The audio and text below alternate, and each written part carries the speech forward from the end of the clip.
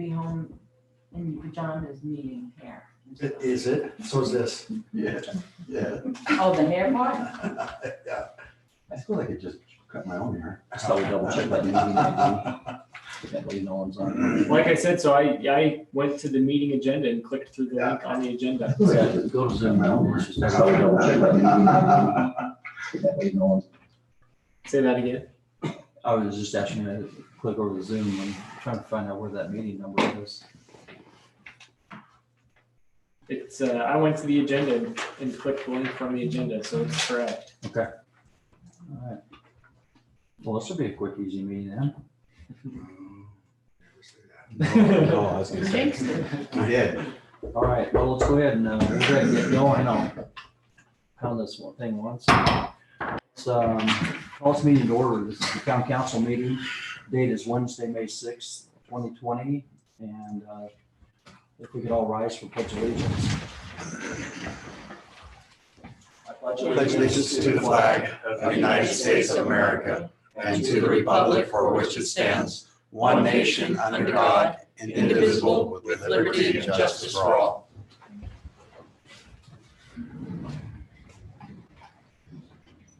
So the last few meetings I've been doing that by myself. It's like I'm in here and there's a flag and Ben's at home. It's just me here. It kind of feels weird having all these people here.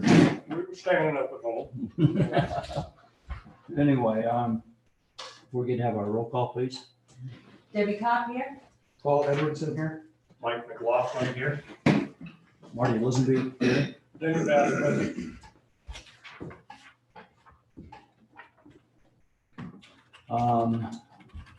As far as mayor's town update, we'll just talk about COVID-19. We do have ability to let up to 20 people in the room, but we are supposed to do social distancing, which means that we probably can't hold 20 people. We brought the council in this particular meeting. That's Denny's hot peppermint making me cough. Ooh, that stuff's strong. And anyway, so we have to maintain that we're still going to do these meetings on Zoom and encourage people to continue to come to meetings via Zoom. And when you're here at the meeting, to please distance yourself from others. I think it's the other item is I think the mandate says that we're supposed to wear masks, and I challenge anyone to go find one. I've ordered some on the state's website, but they haven't arrived yet. Anyway, so let's go to the declaration of conflict of interest. Anybody have anything? No conflicts here. Okay, the first item on the agenda is the consent agenda. Is there any questions on that from anybody? Paul, Debbie, Nope. No, Kenny? Read it? Looks good. I reviewed it. I think. Everyone's okay too, you guys? I make a motion, we approve all the items as listed on the consent calendar. Second that. And vote. Aye. Aye. Aye. Motion carries. And discussion and action. We have he's out here. He's not online either. Okay, excuse me, I move that we table that item for later in the meeting to see if Aaron Stout up here is, he asked to be on here. We didn't suggest that he asked to be, so just in case he's gonna run late, we'll give him benefit of that and put him towards the end of the agenda. And how about discussion and action on tentative fiscal budget? So our budget here, yay, is here. I'd like to talk about that a little bit.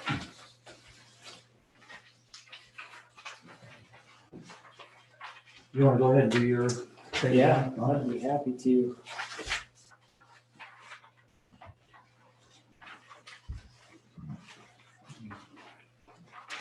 So I just had a few points that I wanted to talk about verbally.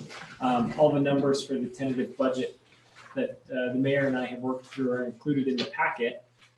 But I think just understanding some of the background is important, especially as we move through the next phase of the budget process. So I wanted to remind the council what a tentative, and the public, what a tentative budget is. So it's legislatively required that we adopt a tentative budget. And this is, it's kind of round one. You can just consider it the first phase of the budgetary process. At this point, a lot of the numbers have been worked through. We have a good idea of where we're going to end up at for the whole year.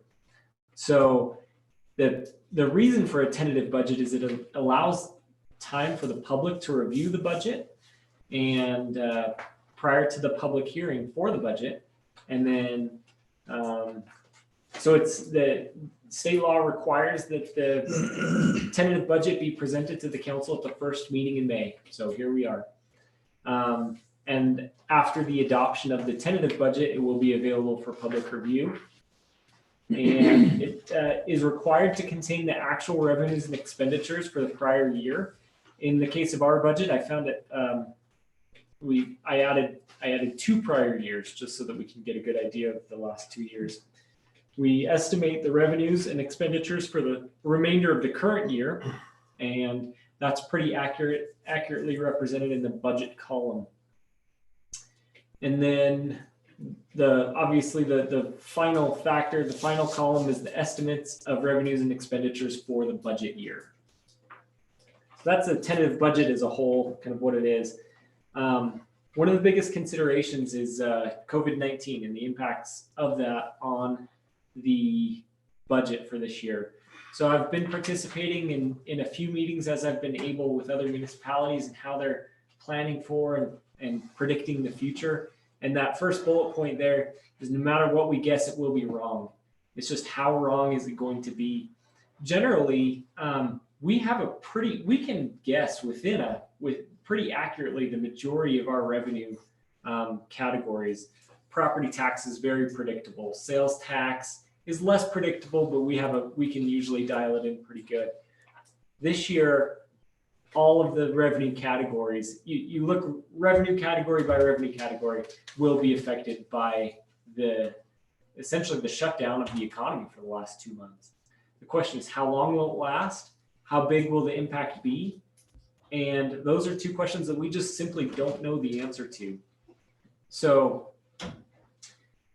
point of sales, I think everybody understands that people just aren't going out. You're not spending money as much. Restaurants are closed. Class C road funds that derive from fuel. This is kind of interesting. It's getting kind of into the nitty gritty there, but the price of fuel doesn't actually have an immediate effect on it. It's gallons sold. But for now, that's going to be impacted as well.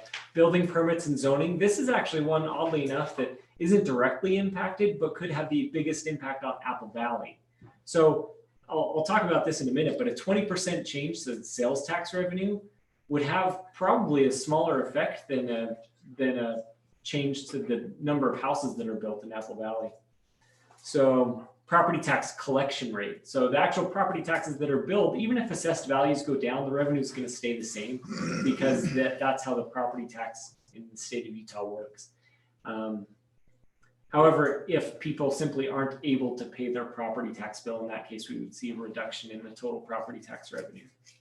So there was an economist in Salt Lake that worked on analyzing the sales tax revenue for I think somewhere around 30 municipalities in the state of Utah. And they gave an estimated budget reduction for this next fiscal year.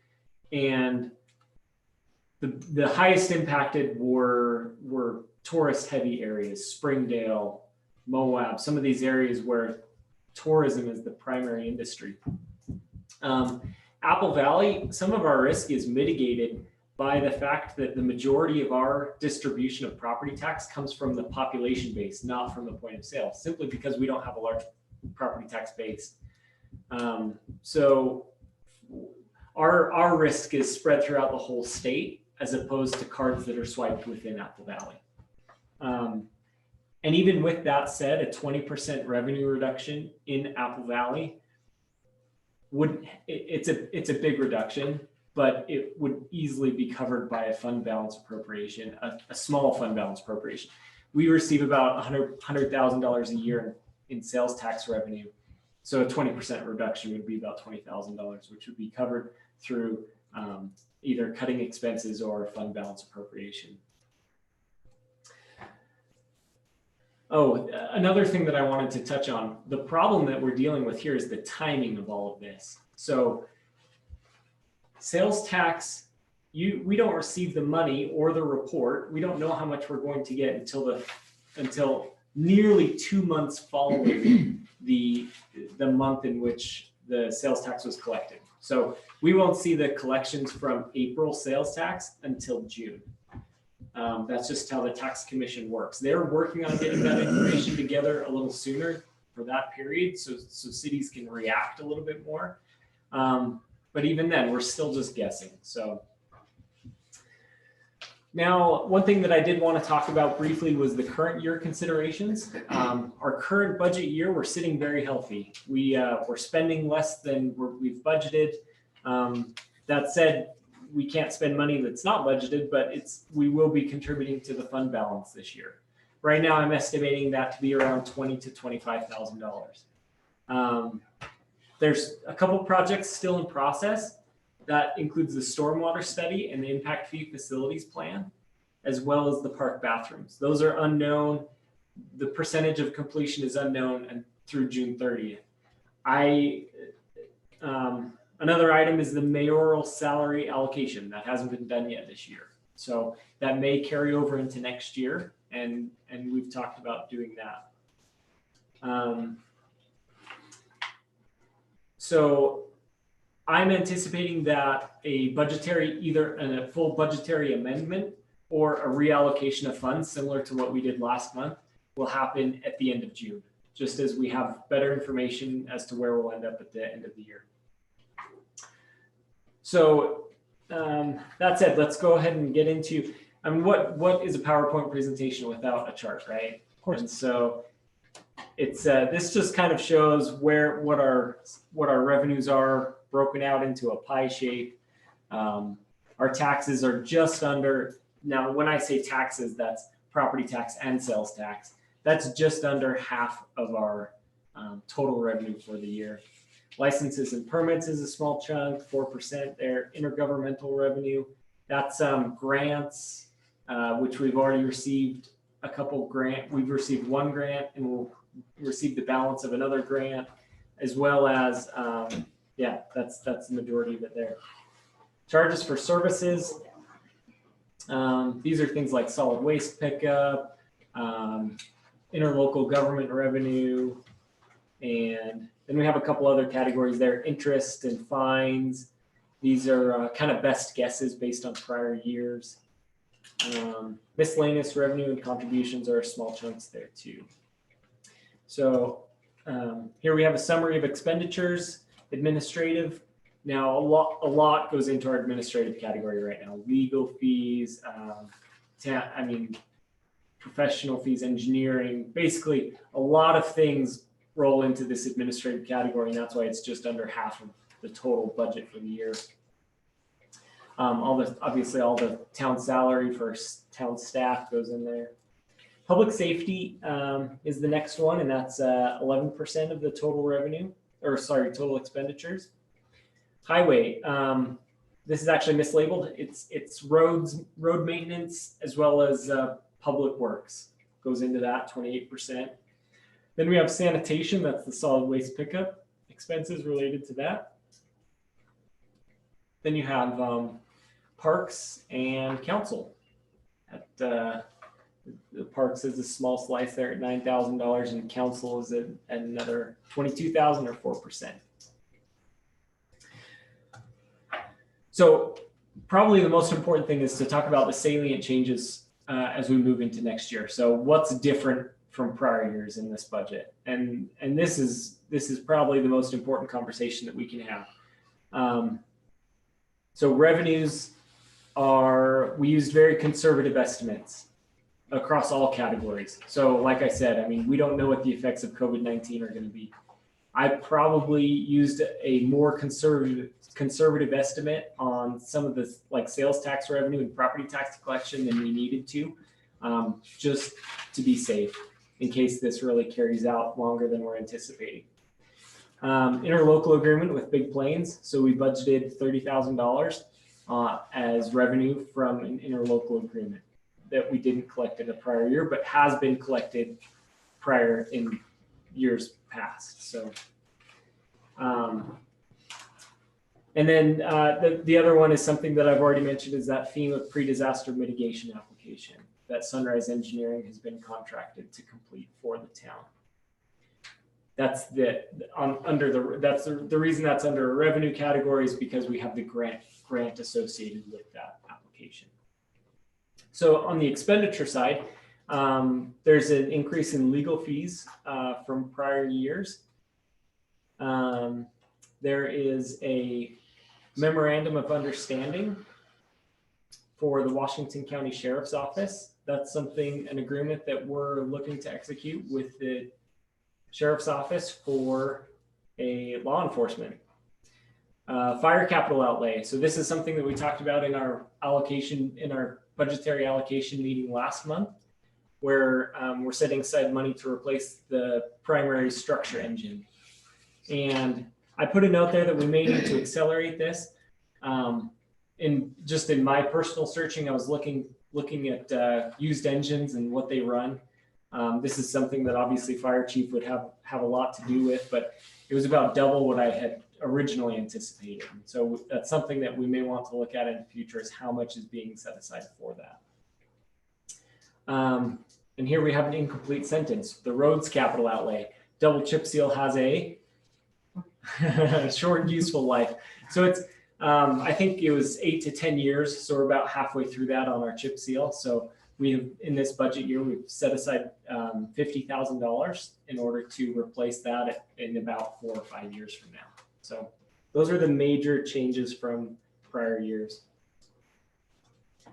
So then what's next with the tentative budget? So the town council adopts the tentative budget either in this meeting or that could be done. It has to be presented in this meeting, but it could be adopted in the next meeting in May. Then the tentative budget becomes available for public inspection. We will schedule a public hearing for June 30th. And June 30th, on June 3rd, that's our first meeting in June. We'll do the public hearing for the budget. And in that meeting, I will do a citizens budget presentation, because that's the time when the public will be allowed to will be able to comment and provide their input on the budget. So I will do prior to the public hearing, I will do a presentation to the public, kind of explaining what the budget is and what it constitutes. So then normally the council will take consideration of that public input from the public hearing and adopt a final budget on June 17th, or in a special meeting, just has to be done before June 30th of the year. So that said, that's kind of the budget as a whole, the tentative budget. It was included in the packet. Are there any questions about it? I want to point out the $51,000 that he's setting aside in the roads. He mentioned that would be for redoing the chip seal, and it's more likely that we would spend that money on new extended roads, like for Cedar Point or someplace like that, to try to make some improvements that direction instead of chip seal. That's the thing that I have some notes on in the budget I want to bring to everyone's attention. The things that we're not budgeting for any future road improvements, and like Cedar Point needs some cracks filled and a seal out there. We have weeds even growing up in cracks out there. We have weeds along our roadways. We have ditches that aren't getting cleaned out that probably need to be cleaned out to help facilitate that. And I mean, it'd be great to have someone that was on staff even, paid help that would operate the right kind of equipment that could clean up those ditches.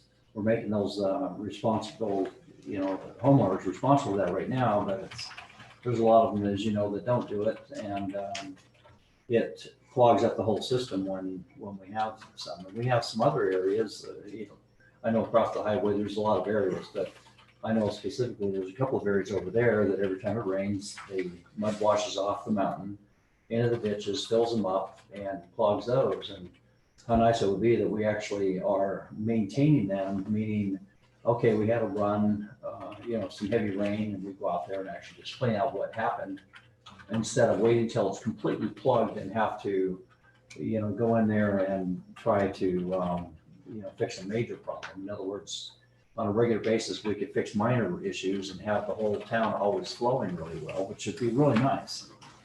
And we have, roadway out towards, Gooseberry would be nice to pave. We have, the chip seal, as he mentioned, needs to be done. And, the right way to budget for this stuff is a little bit at a time. So we have this plan in place and we know when we're going to do it and we know when we're going to have the money because we've set aside that money.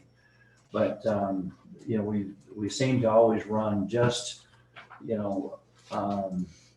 barely paying the bills as opposed to thinking ahead on everything. And we run a tight ship in a lot of ways. And the mayor's salary only goes so far. I want to donate that back, but anyway, we do what we can with what we have, but it would be nice at some point that we're able to actually think ahead on some of this stuff. So I just want everybody to know that we're thinking that way. We just are trying to do the best we can with what we have. And anyway, we have, those are just some things that we've thought about as far as we're paying for equipment and yet we're not doing any kind of planning ahead on when that equipment has to be replaced. So those are some things that we need to consider. Mike. Yes, I'd like to address the Cedar Point issue. That, to me, is a subdivision that is for profit of who owns those lots to sell those, and for the city to maintain responsibility for that area. Seems that it would be the developer that would be responsible for those actions, not the city expenditures. Those are dedicated roads. They belong to us now. Once they build them and pave them, they dedicate them to us. They become our property. So the city is maintaining, the developer takes the profits off the sales of lots. They install all that. Sure. And then they hand it over to us. They hand it to us. over So, for maintenance. yeah, at some point it's becomes our responsibility. And that would be part of the expenditure of the city for impact fees. Those impact fees have Roads, to. yeah, we have to impact fees on everything. But really, it's if you look at what it costs, and you're right. First off, I want to agree with you that whenever we have a subdivision like that and they dedicate those roads over to us, they don't dedicate. They give us the problem more than we get all this revenue. Because even if you take the tax revenue that we generate on those homes, they're not sufficient to even pay for the chip seal and the different things that come later that you have to seal coats and so forth. It's they're a black hole, and that's where having businesses in town that pay taxes, that's what most municipalities really relish to have is having some type of tax base that comes off of commercial businesses, and that's where that gives us the money to hire someone to, that's the stuff that we're missing in our budget. And so we have this money that comes in just from property taxes, and it's not enough to pay for those. And so we just do the best we can. The last time we went through there and did a crack seal on it, it was with volunteers and rented equipment, and that's how we accomplished it last time. And so we do the best we can with what we have. We don't have the budget of St. George, and we're talking about a budget here is roughly $600,000-$700,000. Is that about right, Dan? Yeah. And I had a fun time one day at my house, I had a meeting with Sean Guzman, our attorney, and he says, well, you guys don't get that much in BC road funds. I says, indignant. I says, well, yeah, we do. It's like 80 grand. And those two came out of my mouth, and we both just started laughing because, 80 grand to us is like, that's a lot of money. And to a guy like this, he has $1 million plus budget just for his department. In St. George's, some $350 million budget, so we just, we go out in the parking lot after the meetings and pick up nickels and dimes to help make things work here. That's how it works. Mayor, I appreciate that explanation. I'd like to ask why don't the city adopt an HOA program for developers that are responsible for expenditures like Cedar Point? I mean, we are a small community here and we have limited funds.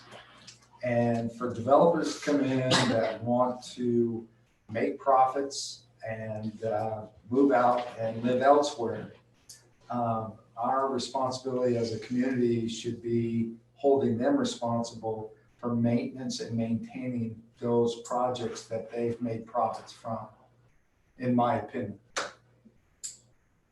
you have a comment on that, Sean? Do you want to help me out? Yeah, the HOA is a two-edged sword. First of all, if it's not so big and they have so much property maintained, they really fall by the wayside. It's hard to get people to do the leadership in it, for example. We've had small HOAs in St. George their maintenance was just roads and maybe some landscaping, but there were so few homes and property owners in there that after a few years, they don't have people stepping forward to be the HOA president and having to go out and try to collect the money and do those things for just 15 homes or 20 homes. So it becomes difficult. The other part of that too is that those roads then become private roads. And while we maintain an easement for city vehicles to go in order to maintain whatever we might need to maintain within that subdivision, the general public doesn't have that right to go in on those roads. And so there's always that connectivity issue, because if you have an HOA that involves 12 acres and then next to it there's another 50 acres that needs to be developed, they've got to get through there on a public road somewhere. And that's why you will see, for example, in Sun River, there are some public roads out there. You could tell by the green signs versus the blue signs, because we said, hey, we have to have some connectivity through these neighborhoods in order to get people around that. And I appreciate that explanation. I believe that my discussions with city managers of St. George, Gary Esplin, and other community leaders, the issue here is that we allow developers coming in our community for one purpose, and that is profit. So the restrictions upon those developers that come into our communities are subject to our bylaws, not what has been developed from other communities around. This is a very unique situation. We're not a St. George, we're not a big community, but we have to be very caring of what we do and what we adopt as policy for the municipality to bring development to Apple Valley. So I would say to your comment that yes, this is not apples to apples. I believe that forward thinking would allow us to adopt policies for future development that impact the citizens of Apple Valley, not necessarily those developers that want to come in and take advantage of what is going to benefit them. Can I respond? Would you like me to respond? If you'd like to, Okay, sure. sure. Okay, so I will say this. I'm not saying that one size fits all. I can tell you that I've been involved with cities all across the state, big and small. And I what also would your work- conclusion be from dealing with all these city involvements? That developers want to make a profit. Sure. I mean, that's what my conclusion is. Having been involved in legislation for years now and doing the good fight on behalf of cities, I realize that that's what a developer's goal is to make as much money as they can. And I can tell you too, that there are benefits that come from development, but I will also say that when the developer comes in, they don't recognize necessarily that there has to be some water that goes to that development, that someone before them has to put in the roads that get to that development. It's not that they can come into an empty parcel of property and there isn't some investment that the communities had to make in order to. Or sacrifices. That's right. That's right. And so I do agree with you 100% on that. But I can also tell you that I started working for Gary Esplin 18 years ago and worked alongside of him. And his view of HOAs and the unique circumstances they create. I think if he had to go back, there was a time in history where it probably made sense for St. George to have so many to get these things going and get these developments for retirees that not necessarily are all retirees in those now that they've become older. Sure. But his view on that changed significantly over the years when I worked with him, including standards that they had in HOAs. And so finally we said, you've got to build to the same standards, your roadways, for example, and your water systems and everything that every other developer has to make. The incentive that developers had before with those was to try to go as small as possible, get smaller lots, kind of make more money by getting the density in and having less infrastructure costs. And we saw that over the years, that was not a good thing. So, Well, I just believe that the general consensus of the citizens here in Apple Valley would concur that it's a double-edged sword, as you said. There are a percentage of residents that want no growth. There's a percentage of residents that encourage controlled growth. But with the understanding that there is a plan in place that is going to benefit our community. And I believe that development is necessary. We have to have a tax base to keep our city running. I'm not as confused as many are about what runs the city. I do believe that the council is responsible for guiding, what happens with the mayor. And so I encourage, since we're on Skype, I encourage all citizens of Apple Valley to become more involved with not just complaining about things, but actually looking and working with the city council to improve the environment that we live in. So. How many homes are in Cedar Point? How many homes are in Cedar Point? Do you know that, Ben? I don't know the number. Okay, and how many, if I could get, I'm just curious, how many homes and what does this work? The pad, I square would, mile. I think I would encourage the meeting to turn back to the relevance of the tentative budget. I think we can resume these discussions maybe. Sure. Mayor, This is my first time here, and I appreciate your input. no, and I'm when you're looking, I'm assuming you're talking to elected officials because they're the ones that make the decisions. But can I add just one last thing? Yeah. That Gary Esplin would tell you if you know Gary. I know Gary very well. Yeah, so, and I do too, I work very closely with him, and over my years working with him, we ended up, as a city, taking back the sewer systems in a lot of those developments and the water systems and the maintenance of those, because of the residents there coming back and saying, we pay taxes, and why aren't we getting these services, and we can't afford to maintain these any longer. So under certain circumstances and criteria they had to meet, we took those systems back and are now maintaining those. So, if you're talking about going to private, in the end, they came back and became public again. And we have a water district. We have a water district that we've acquired, and I believe now, and I'm not quite sure because I'm just looking into things, but I'm hoping the right decisions are being made for the concern of the citizens that live here. That's what mine. And may I interject something?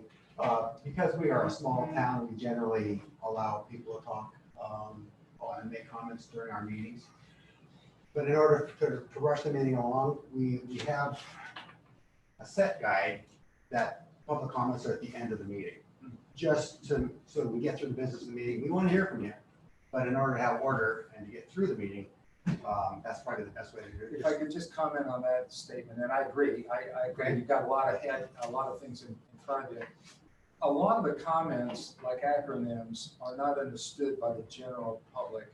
So when things are being discussed by the council and the mayor, they're not fully understood what you're approving and what you're not approving. So Which is why we've been pretty lax. Yeah. That's okay. I appreciate the council and the mayor for allowing me to speak, and I'll be quiet. Well, I just think, you know, that the mention of Cedar Point, you know, generated these comments, you know, like the roads in Cedar Right. Point. Oh, I In the budget. understand. Sure. And, you know, I'm like, I live in Apple Valley. I don't know I'm here half the time on the year probably at most. And so just to know that we're paying for roads in Cedar Point, I'm wondering, you know, why? You know, what's, Because there are roads. I know, yeah, you explained that, but I mean, on There's the more, other hand. there's more to it to that, if I can answer that question. Sure. Is Cedar Point would say, why are they paying for roads over here? Because they're all paying for a bond revenue that paid for all these chip seal roads over here. They don't drive on. And so it's a push, and it's a give and take on this, you know, where those guys are all helping to pay those taxes that pay for that bond, that pay for these roads right here. Well, how long ago was that bond? 4 years ago, 4 years ago? and they're all paying on that. So, you know, and that's one of their points of contention is, you know, in fact, let's go a step further and say, even the people out in Gooseberry, they're paying for them too, and they don't even have them. They don't have paved roads, they're on dirt, yet they're paying for these roads. And they drive on them in and out all the time, but that's, my point though, is that we all work together. That's what municipalities do, is we work together for the projects we feel are the best for the community. We do the best we can to steer those projects and dollars, because the dollars we have they're precious dollars. We don't have a ton of them. So, It just seems like this is, you know, there's has to be, you know, I would, maybe we could talk afterwards, you know, or set up a subcommittee and discuss, there's gotta be a better way to do this. I'd love to dive into the Yeah. details of how the. Because I was funding asking you works, the before about that how it road. works. Yeah, Said you'd stop by tomorrow, so Yeah. let's talk about it tomorrow. okay. let me just glance at this. Is there any other questions? Anybody have any questions on any line items here?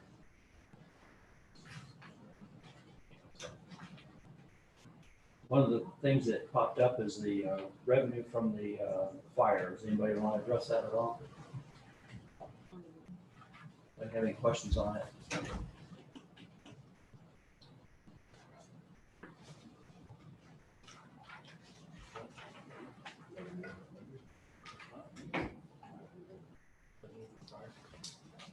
Well, we've, looks like everybody's pretty quiet, so. You want me to talk we- on that? You bet, we can talk if you like.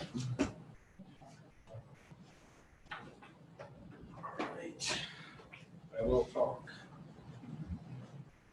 Okay, so, I just want to explain the type 6, because it's been hearing a lot about the type 6, so. I want to start from the beginning, because people seem to start in the middle on this conversation. So we're going to start at the beginning of how we came about getting the type 6. And this was before anybody here was on the council. This was with Mosier, this was with Nate, this was with Chief Bowie. So the type 6 engine that we had before was a half-ton engine. It had 300 gallons on it. It was roughly before, we'll say before firefighters actually got into the engine, it was roughly 800 pounds overweight. So it was dangerous for road. We also had a Lona bolt. That engine and our rescue engine, which is Rescue 191. So in the process, when we switched over to our newly elected mayor, Robert Campbell, that was one of my concerns that I had already brought up to Nate and talked with our town manager and stuff about before. And their thing was, you know, they gave this engine, the half ton, to the fire department. And they gave the rescue to the fire department as, you know, to help out the fire department and get us, you know, kind of going in that path. We had a previous Type 6 engine, so we upgraded from a 2-wheel drive Type 6 engine, the 450 that sits out there. I don't know if it runs anymore. It was a good engine for us. But that was our Type 6 engine. That was the engine we used. It was a 2-wheel drive, so it was also dangerous. We know a lot of our areas, you know, sand, everything like that. It's dangerous to be in 2-wheel drive out there when you got a fire out there in these hills. So we moved to the half-ton engine. Doesn't meet the standards, doesn't meet the road standards, nothing like that. So Nate and I think it was Moser that we actually talked to. He actually they didn't really want us driving it much, and that kind of put our town in a liability. So I was really the only one who would drive that engine, and I didn't really allow very many people, period, to drive that engine because I was worried about it. When you get on the highway, it would sway and you'd turn, and it wasn't a very reliable engine. And I was just waiting for the frame on it to kind of twist or something. So with the new mayor, Robert Campbell, I put together a plan.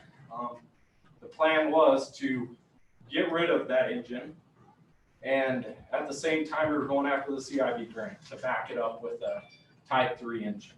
So we moved on from there, trying to go after the CIB. It was about, well, we were number 2 out of 15, I think it was, on the list. We were into the negotiations of a 1% loan on the engine. They were going to award us that before the CIB was even finished because it was going to be a half loan, half grant, 190-something thousand, I think it was. So in the meantime, I'm working a deal at the same time I'm putting this grant together for the CIB. I'm working a deal with Ford, trying to figure out a way for our fire department to get an actual qualified engine, which we've never had. We've never had an actual qualified 4-wheel drive Type 6 engine to service this area, wildland, and be able to make money if we have fires around this area. So I work out a deal with Ford. This is pretty much from what my understanding are, this is the exact deal. We had the Type 6 engine that wasn't qualified, was not roadworthy. We had the Rescue 150. We had 3 years left on that loan. I gave them the Brush 192, the half-ton Type 3 engine that we were trying to get rid of. I gave them that engine. That engine paid off the Rescue. That engine put a down payment on the Type 6 550 qualified engine after I built it. So that's how that loan went, and that's how that restructuring of that loan went. We added 2 years onto the loan. We got the Rescue paid off. In my equations, we added 2 years, we got the Rescue paid off. That pretty much equals out right there because we have a actual positive there from that engine. That Rescue's paid off. So after we make that deal and we get that done, that engine right there would have cost us $90,000 to $120,000 to actually pay for ourselves. I built that engine from chassis up with everything we did in the fire department to keep that engine down at the cost that we have now, which is, from what I understand, $100 less than the previous loan we had, which still had 3 years on it.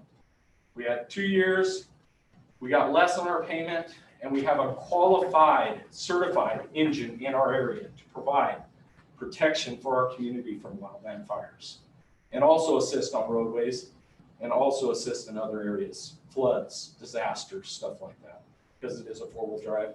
And it is our only engine that is a 4-wheel drive engine, initial attack engine. So I just want to let everybody know, that's how that process started. Me talking with the council, I understand that I probably didn't explain everything perfectly. And I'll take that. But everybody knew what my intentions were. And my intentions were never to send that Type 6 engine out without a backup engine. We've never had that intention to do that in this community. When that Type 3 engine was pulled off the grant list, that stopped our backup engine. That stopped us having a backup engine for our community if we send one of those engines out. We had one fire last year that lasted more than 2 weeks. In this whole county, we had one fire that lasted more than 2 weeks, and people were contracted out on it. Everybody in our area was biting to get on that fire because everybody was hurting and wanting money for fires. I called Adam Hyder while that fire was going and asked him what was going on. And he told me he had had numerous calls to get someone out there, to get people out there. And he told me, we're using local firefighters right now, we're using BLM. And we're leaving people up there because the fire is smoldering around and it's not actually, doesn't really have a defined head. So, most of these projections that I had for the budget, they were based off that Type 3 being here. And mind me, I've read this stuff, and it was 2 to 3 years, I think I said on there, that possibly we would be making money off that engine and paying it off. And that's somewhat my downfall, because I really had hopes that we were getting that Type 3 engine, and I really thought that was going to happen. I really thought we were going to move forward, and it just didn't happen. And there's no one to blame for that. The money wasn't there, and I did not feel good about dropping another payment on our community when we were raising taxes and we were doing this other stuff. So that's pretty much the main thing. But you know, the fire warden wanted me to let everybody know that these FEPP trucks out here, they are the county's trucks. They are their trucks. So what we do with them has to be approved. We can't just go and do whatever we want with those trucks. I've been working with them directly, trying to find a skid to throw in that Type 6. And I don't know if, you know, I know fire. I know a lot of people haven't looked into that, but this stuff isn't easy to find used. Even engines aren't that easy to find used. They disappear like that because everybody's looking for used equipment. Everybody is. So also our CWPP, which is Community Wildland Preparedness Plan, it requires us to provide initial attack on fires. If we do not provide initial attack and we have the state, county, or BLM come in, they can't stick us with that bill of them coming in. Any fire suppression efforts they can stick us with. So if we don't uphold our actual contract with them, then that's gonna, you know, it's gonna hurt us. So our MOU, it's our only certified engine.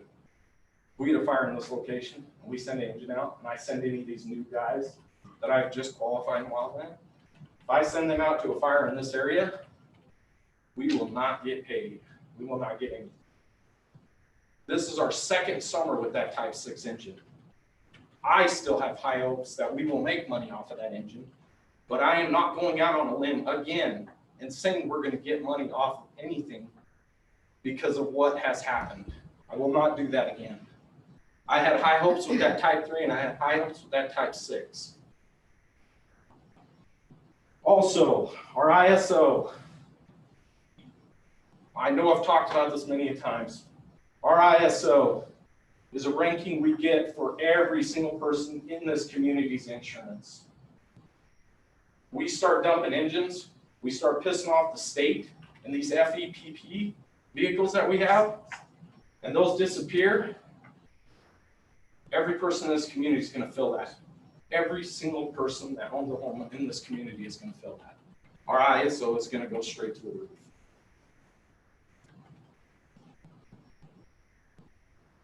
That Type 6 has been on the floods. I know you were out there and I know you were out there. That Type 6 has been on the floods. That Type 6 was running to Coyote for lightning strikes the same night we were having those floods. We were leaving that flood and racing over to help people over on Coyote. Those roads over there that night were horrible. We went back in a quarter mile to get back to the tree, to saw it down and mitigate that fire that was going on. We've had fires at Mike Bill's residence where that type 6 has been there. We've had multiple fires where I showed up first before anybody and had to put out fires. Out by Cocapelli, we had an acre fire out there. We had an acre fire out here on mile marker 9. That type 6 has saved homes, in my opinion.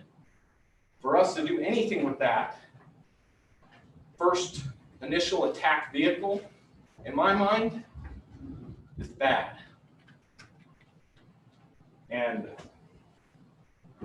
I don't really have anything else to say. That truck is a savior. There's other ways around trying to get money, but that truck is the only one we have, and that engine will and does save lives and property. That's all I have to say. Thank you. Thank you, Chief. Hey, Junior, Thanks, Junior. Yes, sir. there's no doubt in my mind that we need a good fire truck. Any community does, and that was a wonderful fire truck. But I was on the council, so I had questions, and you've explained it. But I did have honest questions because I thought, this was my thinking, that the type 3 or type 6 being loaned out to wherever needed it would help pay for the type 3. That was my understanding. That's what I got from your previous You are comments. correct. So that's We what don't I'm, have the type. yeah. We don't have the type 3. The type 3, if it was here, I would be finding the engine boss to take that truck out for us. But we couldn't use the type 6 that we have to make money for the type 3, is that what you're saying? Not without a backup engine, especially in wildland season. I cannot send that. Oh, one to engine leave out. here, you mean? Yes, correct. I will stay in the county if I feel comfortable enough. I will come and send an email and say, I would really like to send this type 6 out and make some money, say on Pine Valley or somewhere else. But we all know, it's just like last year, the year before last year, we had a lot of fires. This year, they're predicting a lot of fires. They're predicting extreme fire behavior. And I would love to make money off that engine. But this last one bit me in the you know what, because I really fought hard as heck to get that type 3 engine, and it didn't pan out. So I'm not gonna go out on a limb and say we're gonna make money off that engine, guaranteed. I'm not gonna do that. And I would never promise or guarantee that we're gonna make money off an engine that's reliant on wildland fires. There's no probability, there's no guarantee there. There isn't. It's hard. So. Thank you. Chief, I want to clarify one thing. Yes, sir. When you said we're gonna make money, what do you mean? You and these guys here, No, or the is community the can. actual engine gonna be paid for by the money that's garnered from these different? So a type 6 engine, not being an FEPP, a qualified engine makes like, I think it's I haven't looked at it in a while, it's in between 240 and 270 an hour, and we pay for firefighters to be in that engine also. Before we get too off topic, Mike, do you have something? Chief, Yes. I just want to back you up and say that I remember when you told our council and Bob and everybody that's here, when you told us that you were not going to send that truck out on fires until we had the type 6. I remember you telling us Type that 3. because of the fact, or the type 3, I'm sorry, the type 3, because I remember you telling us we were planning on getting that CID money to do that where it fell through. So just Thank so you know, I remember you talking to us about that and being part of the discussion. I I appreciate also that. want to clarify something is that we're not idiots. We're never going to ever get rid of the type 6 truck. I mean, it's ridiculous. It's a piece of equipment that we absolutely have to have. And if anything, we need to add to that with the type 3 or another type 6 because it's crazy that we only have one. Because I've maintained that it's not a house structure fire that's probably going to hurt Apple Valley. It's going to be one of these brush fires. It catches all these tree lines on fire, and that's the one that's going to we're going to be wishing that we had another piece of equipment like the type 6 or a type 3. And I think it's even more important than a structure engine myself. But then again, I'm just dumb there. I don't know everything.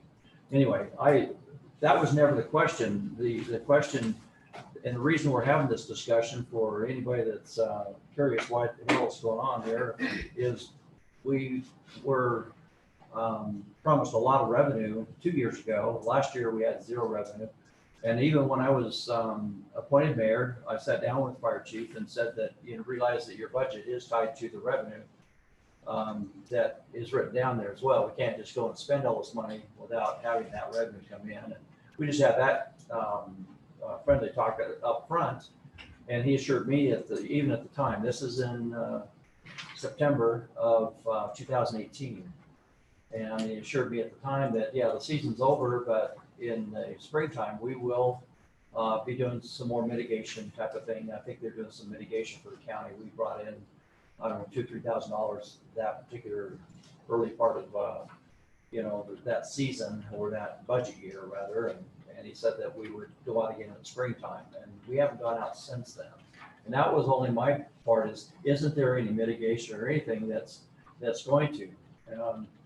So that's point one. Point two is it's ridiculous to think that these guys out here, in my view, probably have jobs that think that they're going to leave their jobs for 2 weeks to go fight a fire so they can earn some money for the town. I might be off base, but I'm just guessing that you probably have something to do. And we appreciate that you're willing to go fight a fire at the time, but to take 2 weeks off, I just think it's, you know, trying to make money with, you know, it just doesn't seem right. But to add to that, I do work a full-time job. My boss understands that I've worked hard.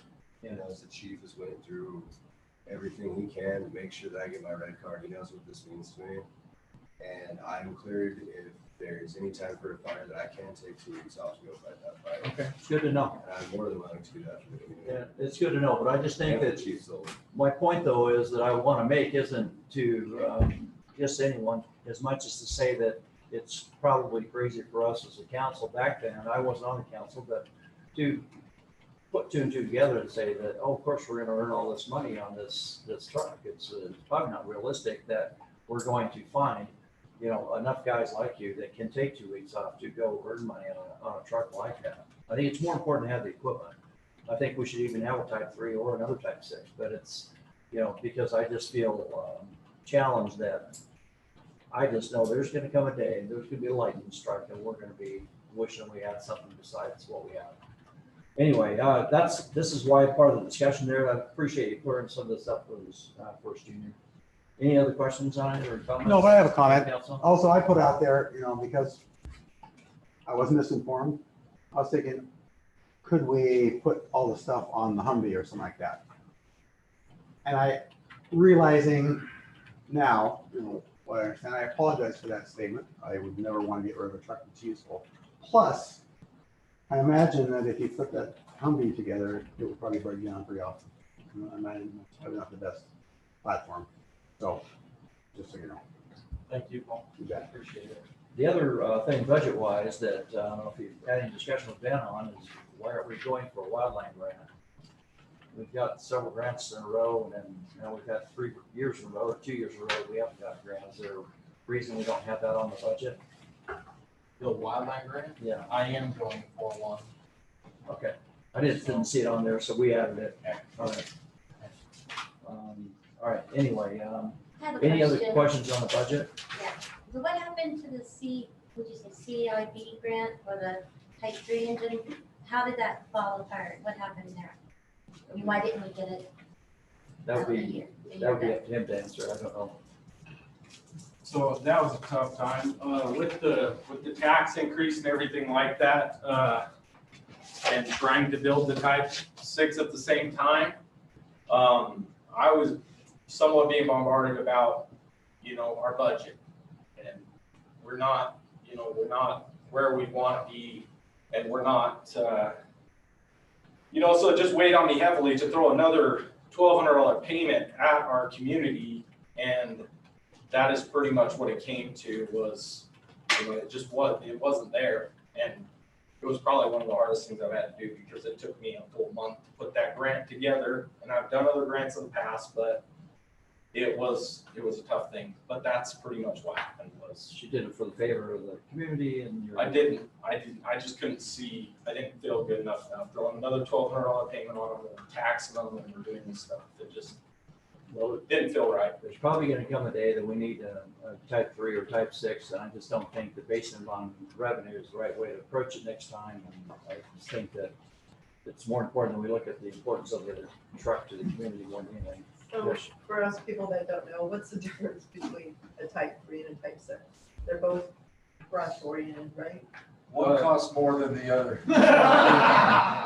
Well, I mean, what's the difference? So a type 6 engine is what you see. We have the 550. It holds, it has to hold over 200 gallons of water, and I think it has to pump up to 125 GPMs, I think.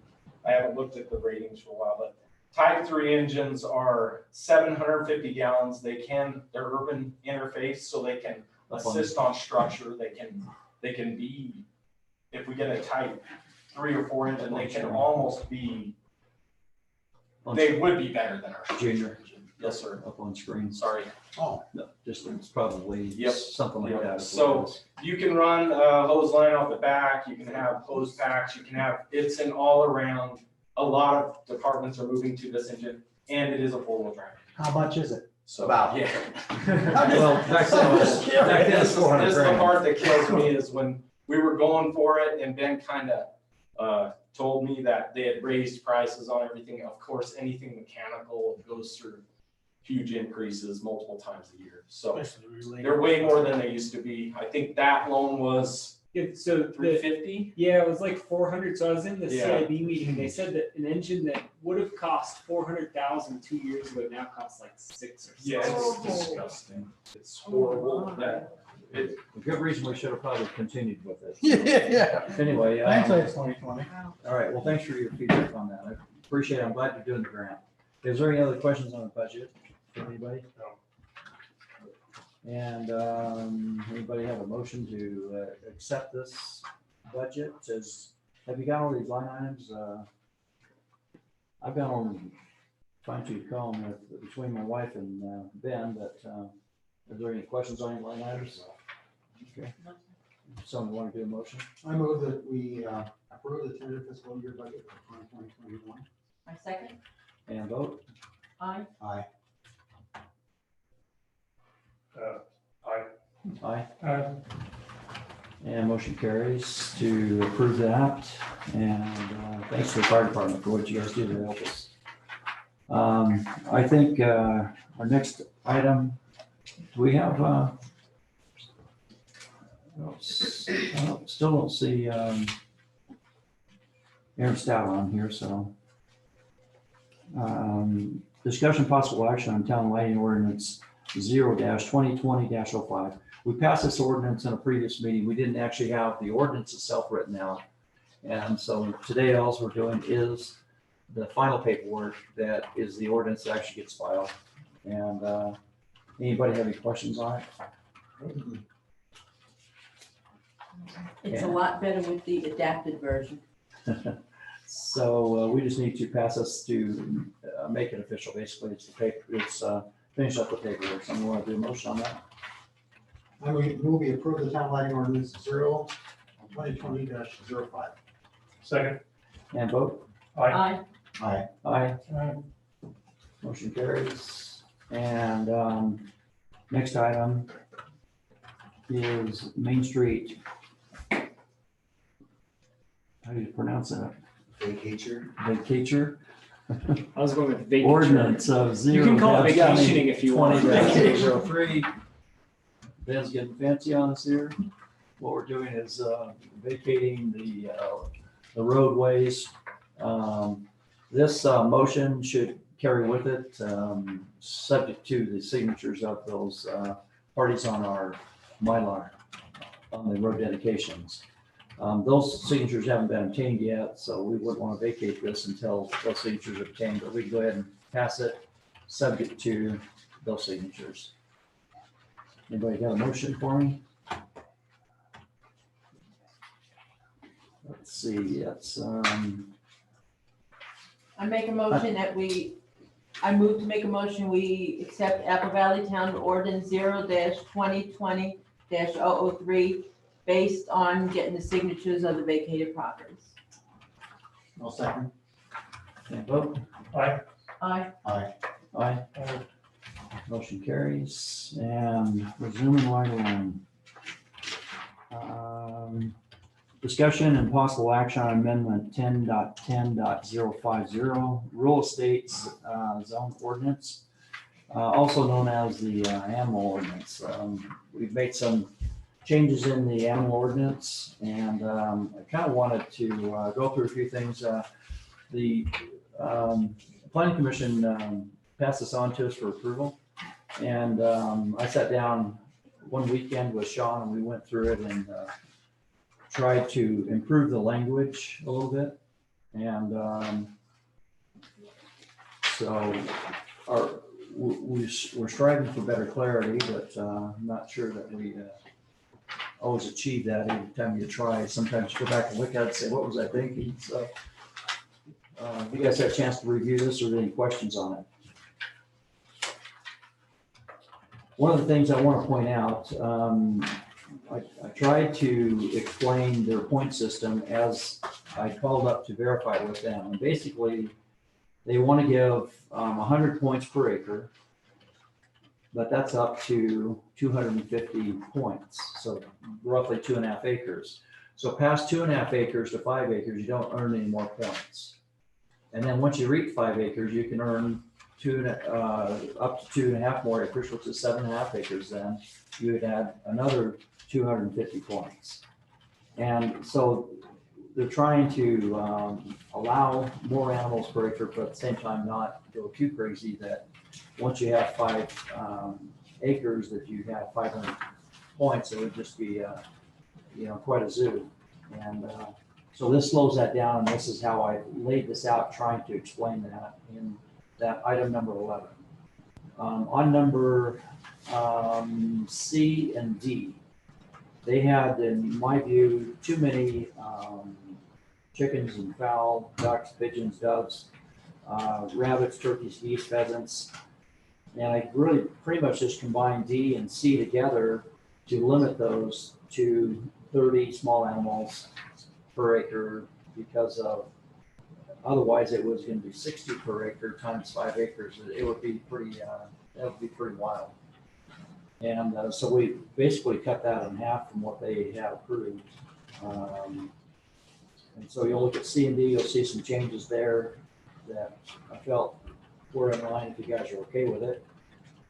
And then the rooster thing was poorly defined. It was, the way it was worded said something about 1 rooster per 5 acres. What they intended was 1 acre. They told me when I called them on it that when they read this, they read 1 acre, even though it said 5. And it was just,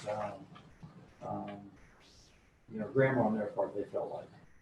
The other thing they had in here is on number F, they had no exotic animals. We felt like that was a poor description, or there is no description anywhere. Air code says what an exotic animal is, so we changed that to only domestic and farm animals, which helps at least identify it to what's normally found on a farm. And so there's the change there. And then, let's see, I think there was another change on the FFA. Here it is, number 2 on the page 3.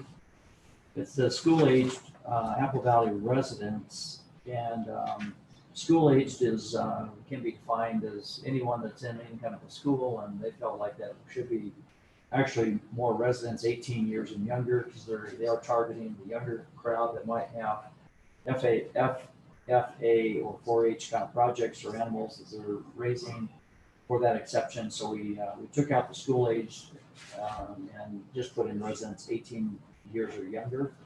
And we clarified it as residents because we didn't want to have someone that lives in Hurricane bringing their animal up here and keeping it on someone else's property for their 4-H project, to where somehow that qualifies them in some way. So that's why we use the word resident. And So that was a change that we had made. Animals should be contained in proper coops and pens. We changed that to shall. And we put down that on owner's property, as opposed to residents. So in other words, we want them to own the property that they have these enclosures on.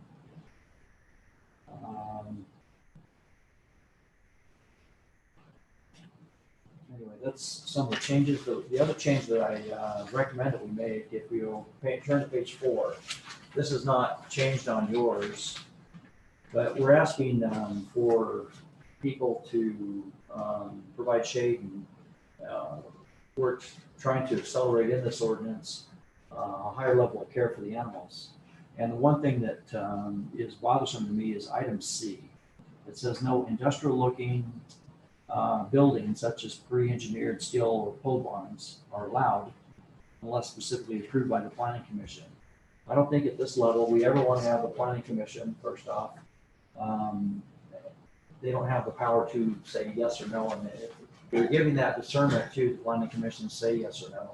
And I don't think that should be there at all. I should read that, that's what. And the other item in here is by saying no industrial looking buildings or pre-engineered steel is also arbitrary as far as by whose opinion is it.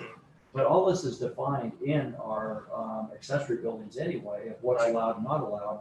And so I think we should just remove E altogether. C, number C. It's actually E. It's if you look close at it, it is actually E. Yeah, it is. And so I just think we should delete E altogether, and then the ordinance that has regulations for the accessories addresses all of this already. I agree with that. So anyway, that's some of the changes that Sean and I made. Do you have anything else, Sean? Because I don't know that you had much chance to look at it. Did you get it? The only one I've got, back on the first page, number 4, on traditional household pets.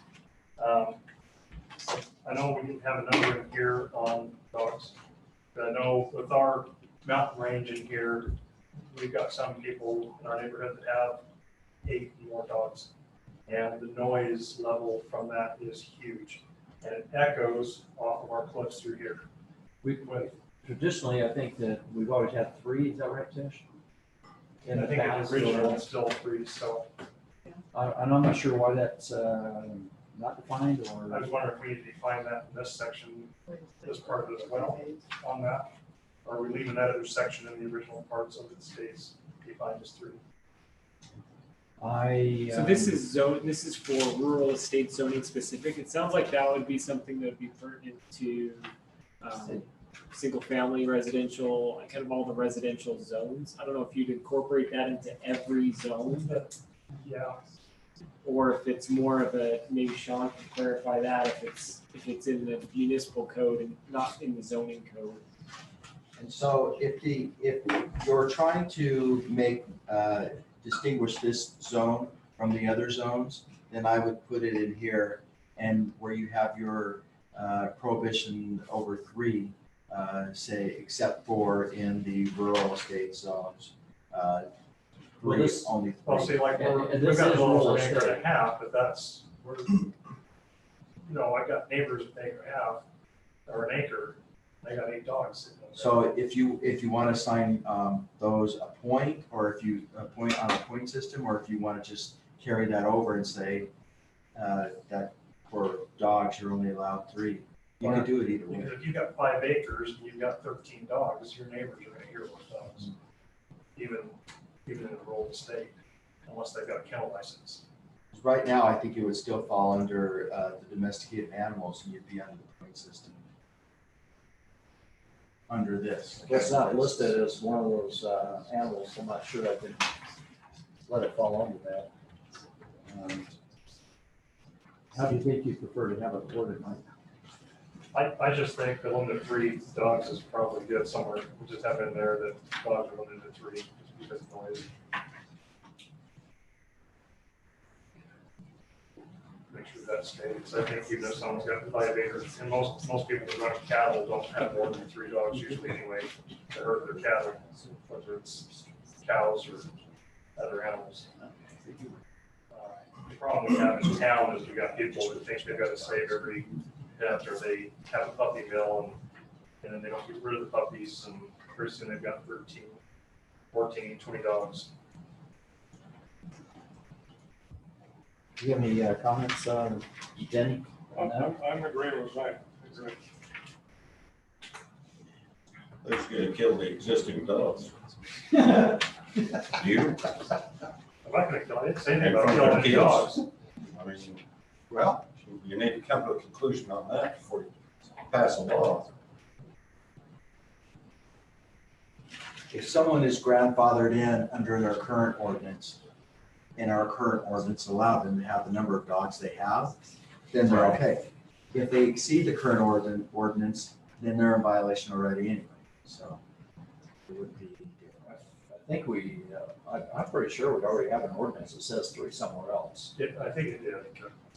And so they'd probably already be in violation, but So Ben and I can get together on the ordinance that applies to the rest of the zones. If you want to tonight, if you want to adopt this tonight, then I would distinguish dogs, which from the rest of the domesticated animals that you have these severe consequences to. And limit those to 3 if that's what your desire is. Debbie, Paul, how do you guys feel about it? Well, there's no rush to pass this, I don't think. And if we're talking domestic animals, are we gonna, I know dogs make noise, but are we gonna include other domestic animals that can come up in the future, like hamsters, guinea pigs, turtles, birds, ferrets? Well, those are mostly caged inside a house, so I'm not sure we need to worry about how many fish someone has in the fish tank, you know. Yeah, the only one that generally comes up is cats. And I don't know how you could limit the number of cats on a property too. But there are those feral cats that are roaming around. So we could look at both of those if you'd like. Rabbits over at Jigger's house. All right, well, we can put the 3 in there, or we can research that other ordinance. You guys have a preference? But I think it's already 3 anyway, but. It's already 3. I would still rather see even a limited here, because even if you have somebody that has 5 to 10 acres, let's say, and they go by the point system, and they have to come in to get a kennel license, then we have to stop them from having all those dogs and disturbing all their 10 dogs animals. or something, sure. Right. All right, well, let's put it in there, and then, so what I'm recommending is the language we put on that number 4 is traditional Should we pets are limited to 3 with a THREE, but, you know, and then parentheses, we'll put a numeric 3, provided they are not kept, bred, or maintained for any commercial purposes. And so we'll just add those words, are limited to 3. At that point, that sentence, does that work for everybody? And, Wow, my cats. And you guys okay with scratching number E on the back?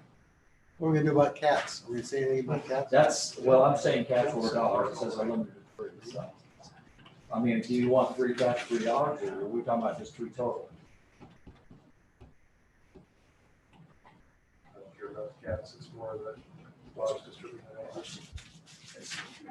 Yeah, but should we clarify, 3 cats or 3 dogs, or and, or? Good dog. Well, Can we cats, table this what to do they another do? time? They're not bothering Can we anybody. table this, or are we in a hurry? Well, it's just been passed around forever. It's just over cats. I think we can figure that out right now. All right. It's- Well, if we I want don't care about to, the Mayor, cats. if we want to go back and check and see what the other zones are and make sure we use the same terminology, et cetera, then maybe that's the best thing to do. That we hadn't thought when we sat down and talked about Okay. this about. All right, I'm okay to table it for the next meeting. Okay. That's all right with you guys. Okay. And we'll clarify that part of it then, and we'll pass that off next time. So I move that we table item number 5, discussion possible action on amendment 10.10.050. Second. And vote. Aye. Aye. Ben, would you just move that to our next meeting? Yep. And we'll get that cleared up. Will And, do. discussion and action on possible action on Zion County Getaway Developer Agreement that's included in the package. Basically, this is an addendum to the development agreement. So just refresh everybody's memory when they wanted to get a building permit over a year ago, we sat down with them, did a development agreement, putting in, outlining different items that were required, limitations and things like that based on their approval. So we had it all in ironclad writing and recorded on the property. And they never got the permit, and they came in for a business license. And that's when we discovered that, and we said that, no, you gotta get a permit before you get a business license. It's kind of the process around here. And then we talked to them about the lack of landscaping, and they proceeded to tell us that they don't have to have landscaping. And we said that I think it's in your plan, and I think it's in your developer agreement. So the original developer agreement says you have to landscape per plan that they've already signed and agreed to and recorded on the property. Their plans that they had in this particular meeting had the landscape plan right there that spelled out all the landscaping. And so the argument was kind of over at that point, and this agreement further details the some of those components that we talked about in that meeting. One of the items that they asked for is that they could that we're holding our feet to the fire on was concrete pads for parking, and also some grass area. And they asked if we could phase that. And Sean and I thought that was a fair arrangement, that instead of them having to pour 40 concrete pads, that we could let them do 10 at a time, but they had to lay it out on their, and show us which numbers were phase 1, phase 2, phase 3, phase 4. And so they've poured those pads on phase 1. And this agreement just gives us the power in the future that if they open up phase 2 and they have not complied, then we can pull their business license and shut them down. Some of you might scoff at that idea because they're open for business right now. They don't even have a permit yet. But we are in the process of litigation with that. It is at our DA's office. We will be prosecuting them for operating a business without a license. And so in the future, when this comes up and this happens again, then they'll know that we made business and that they can't operate a business without a license. It'll cost them a lot of money in the process of their current litigation right now. But I think in good faith, what I've been trying to do, they feel like that we're trying to abuse them and misuse them. And I've just been trying to get along, be reasonable, yet be firm, and put the stuff on paper that is part of the agreement that they agreed to when they got their approval. And that's the only thing we're asking for, is what's on the documents that they've asked for, that they handed it to us. And so if you have any questions in particular about this, anybody? So when we sign this agreement, that before they get their permit and their business license, they'll have to complete the things that they said they were gonna do in the beginning? In the like the first- skirting and the wheels off and stuff? All that stuff, yeah. Yeah, they won't get the business license until they complete all the items on both lists.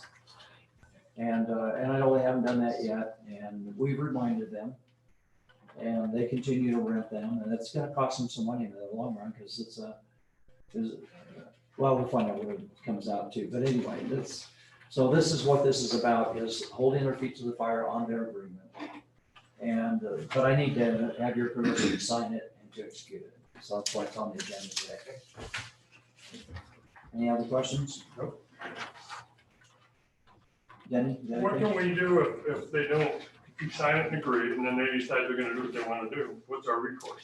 Well, there's just the DA, and they're in breach of, their agreement, and we can pull their business license, and then they're operating without a business license. I mean, I can't call out the SWAT team or anything like that, but, short of that, we can cite them and, Right now, they're not doing, maybe 50% of what they agreed to according to the plans they submitted, according with the planning approved, and what we approved way back when.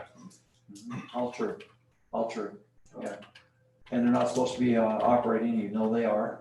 And I've talked to them about it.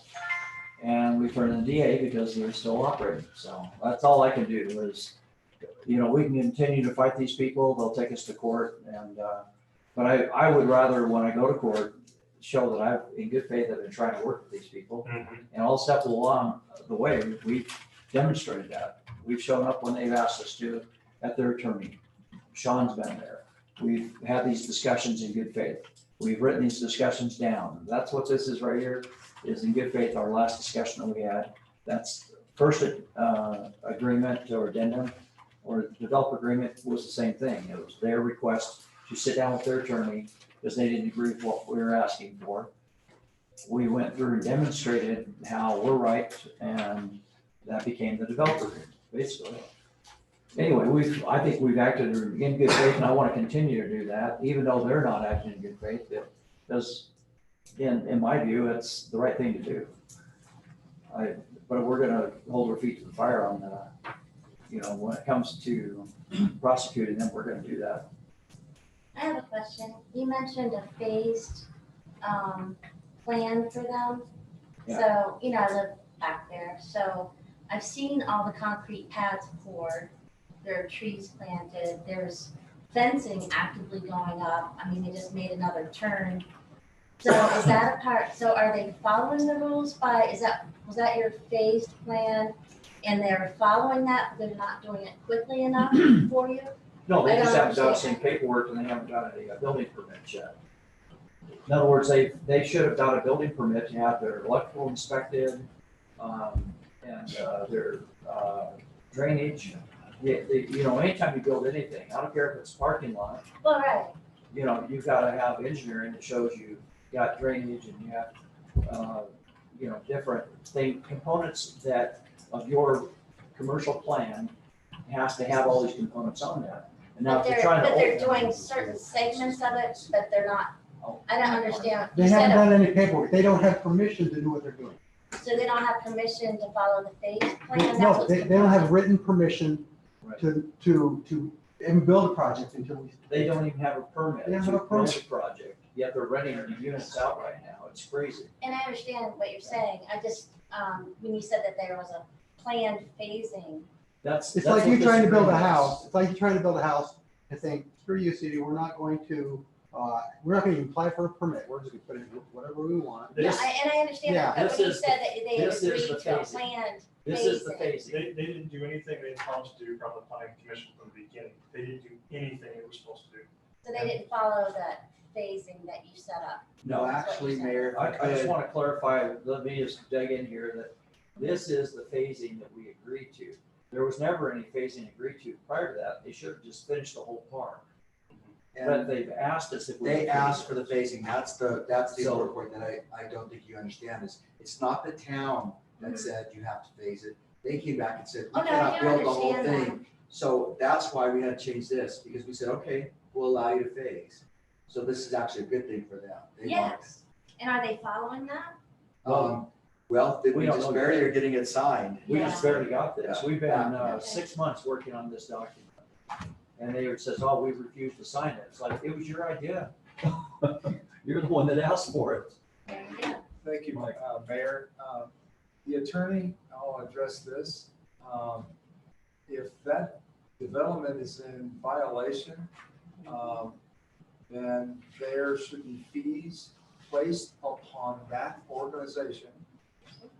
And you should file motion to shut them down completely. If they're in violation of our ordinances, they should be operating. It's not his job. We give it to the DA, and the DA's working on that right now for us, our district attorney. So. Well, I know how district attorneys work, a little bit of background. I'm just saying that if Jerry Sadler and the rest of the group down there are putting up these things and stubbing their nose to the city council, I think the city council should really raise a hell of a ruckus and shut them down. If they don't have a business, a building permit, that, Yeah, it's Come on. laughable. 6 months we've been trying to get them to get a building permit. This It's is- laughable. Yeah. So the attorney that the town contracts with, who is one of the county attorneys, we don't have district attorneys here in Washington County. sure. But the county attorney, she actually works for the county attorney's office, but she's a contract attorney for the town that does the criminal side. That's who the mayor referenced earlier when he said that the town is taking action. So the town's already doing what you are suggesting. we're in the process of it. It just, Okay. with the courts closed and all this COVID thing, it just, nothing moves very fast, Sure. but we are, we're gonna press it. There's no doubt about it. And even though they get their permit and they get their, even eventual business license, they're still gonna pay for this.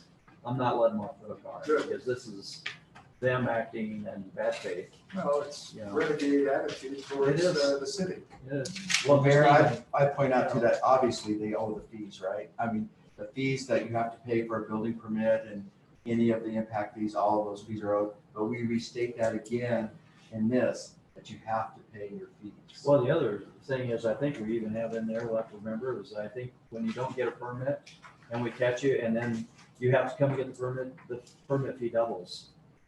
I think that's written in our code. Yeah. Anyway, so do we have a motion on this? Make a motion that we pass this addendum for the Zion Tiny Gateway. It'd be approved the mayor. to sign it. Approved it first. Second. May I vote? Aye. Aye. Nay. Aye. Motion carries. And I don't blame Debbie at all for saying nay on that, because she's tired of those people just telling us what they can do. I get it. You I know, just feel like- it's ridiculous. We sign this, it's just another piece of paper that they won't. Yeah.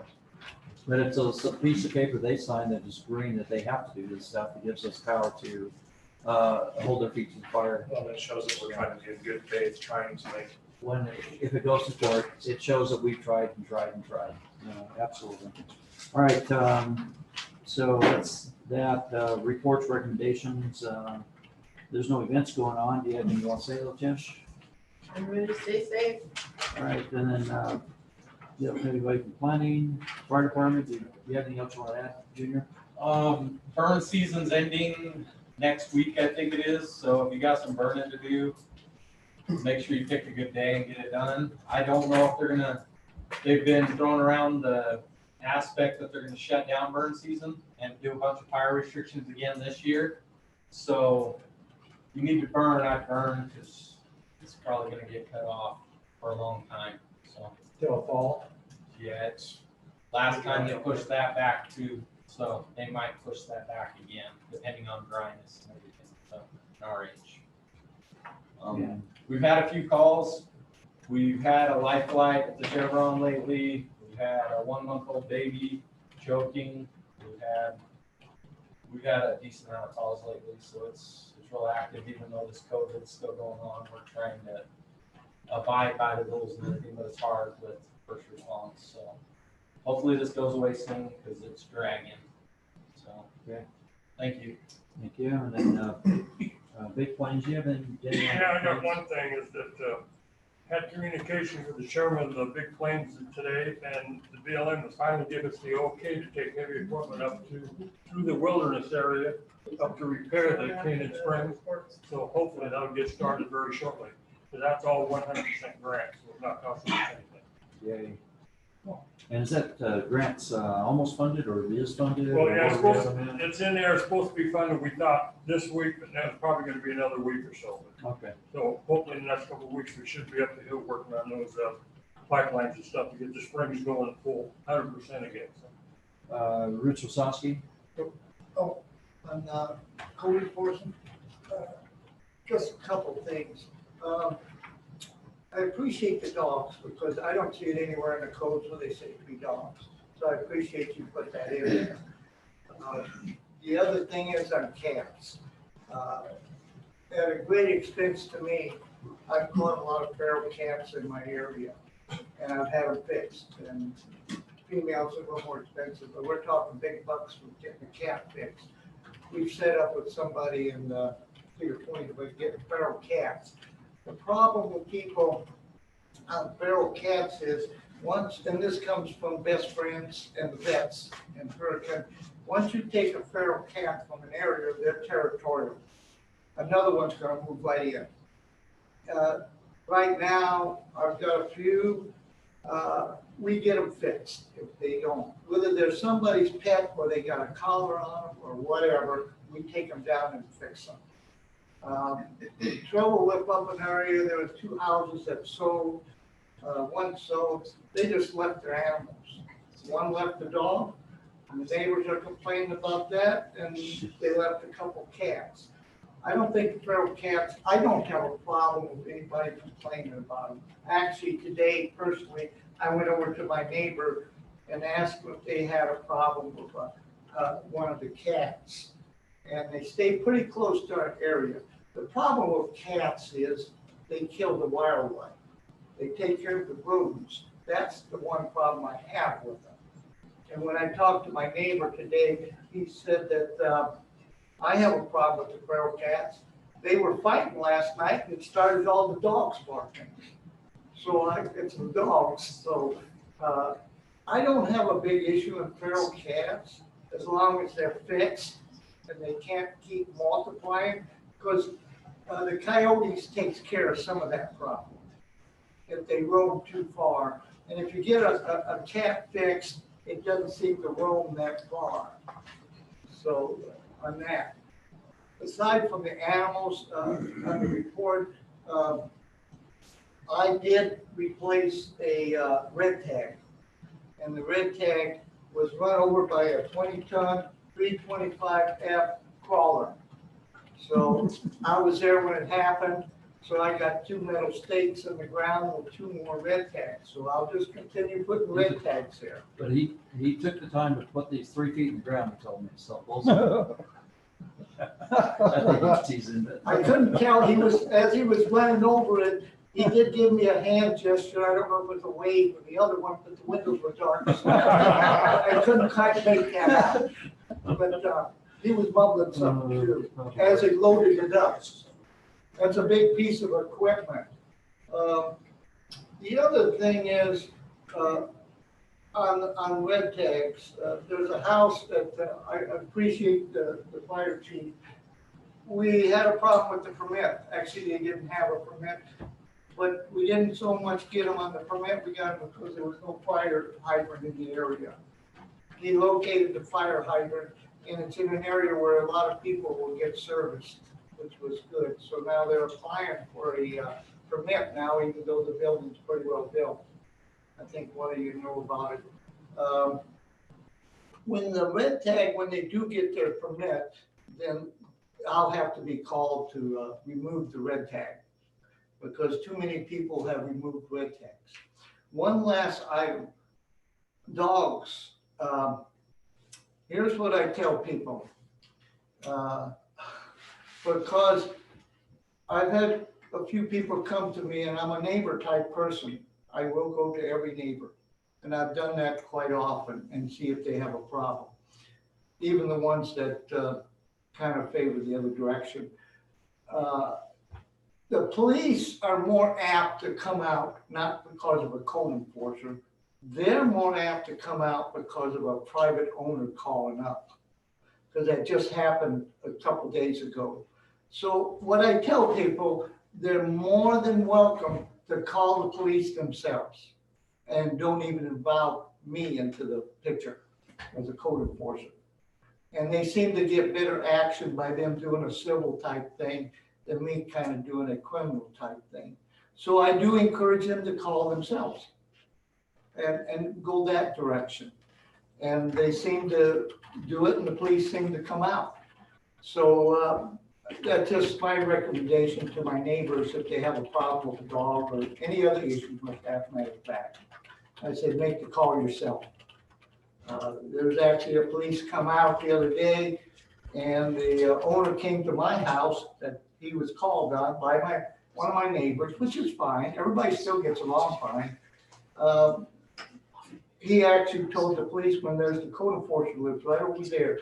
Why don't you go talk to him? Well, they didn't particularly care to talk to me. So as long as the problem is settled and handled, I don't care who settles it. And as long as the neighbors are okay with everything, you know, I'm happy with whatever the results ends up. That's it. Okay, thank you. And let's see, roads and storm drainage. Danny, that's you again. One thing I missed in the budget part of the meeting is we do have about $13,000 left in this year's budget. And so if we have something we want to target, just keep that in mind. we have some money in this year's budget that we could, now we could also carry that 13,000 over, add it to the 51 that we have set up and, just so you know, it's there though. Okay. So do you have anything else you want to? I'd like to say one more thing. Anybody out there on dirt roads, Jerry Jorgensen's doing a super job out there. He's out there quite a bit, but if there's any problems in the roads, give us a call and we'll get Jerry or one of us in the dump truck and the groomer and try to clean them up for you. Okay, does council have anything else? I have one quick question. I sign the checks each month and I see, fuel costs and everything. It may be okay, but is there a way that we could have like maybe a log to see where the fuel goes to? Or a policy or something that shows where the money's being spent? How do you track that, Ben? So right now I track it by department where it's used. So there's a fire department fuel budget, a roads fuel budget. Essentially each department has a budget for fuel, and I don't track which vehicle it goes into, only the department. So that's what we've done at this point. And our roads has been a little higher because we're filling up these, like Matt Jessup is taking his semi belly dumps and hauling cinders for us, and we fill up that truck and pay for the fuel, and he's kind enough to do some of that at no cost to us really other than fuel. I know we've had to fill up the loader for Hilldale. Hilldale lets us use their loader, and we bought fuel for that. And so Matt, will, or, one of them will throw full tank of fuel and go up there and hand pump it into that loader. There's been other expenses, but we got a lot of bang for the buck when it comes to some of the fuel costs. And so I know the roads fuel expenses are higher, but that's because we're moving so much material and I think every vehicle load that's owned by the town, piece of equipment should have a log in there for the driver to log it in, make sure he checks everything's good with it, the mileage and what he's using.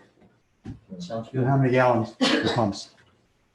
So we already have that. We have to make like a policy?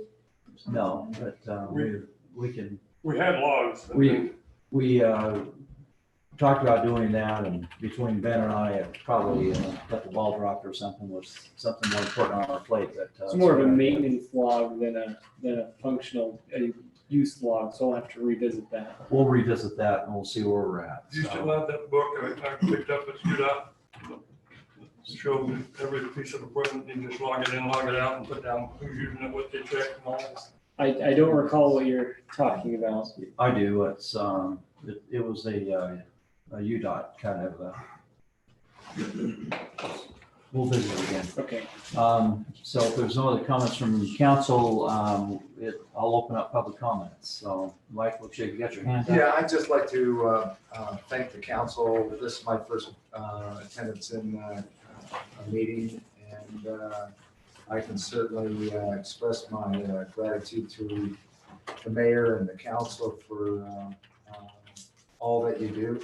I'd like to address why I and many people on Siphon, I think I'd like to ask the council members, did you receive these correspondence from the residents of Apple Valley? You're talking about the Stout. Yeah, part. I would like to have that addressed now by the council. I'm shocked that Aaron's not here to It's not on the agenda anymore, so there's nothing really to address, but if you want to make a public comment, you're free to make a public comment on it. But we got your letter. not on the agenda. In other words, we tabled it for the next meeting, and Aaron Stout's not here, so we're not going to be. Why would we table it? Why?